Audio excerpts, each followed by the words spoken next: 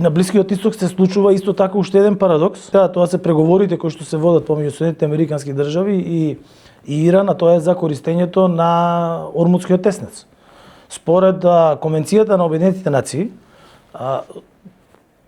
бродскиот транспорт е отслободен од било какви давачки во меѓународните води, па и во водите во кои што имаат јурисдикција одредени држави, бидејќи во Ормудскиот теснец има на еден дел Оман, на другиот дел има Иран.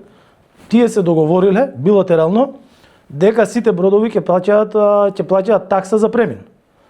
Денес гледам дека реагираше грчкиот премиер, што вели како тоа вие сте се договориле, мимо сите резолуции кои што постојат на ниво на закон за бродски транспорт во меѓународни води, да таму сите бродови плаќаат бродарина или некако меѓутоа таа такса го поскапнува транспортот и тој транспорт потоа се пренесува на купувачите. Вие замислите парадокс, Турција да каже сега ние ќе наплаќаме во Босфор.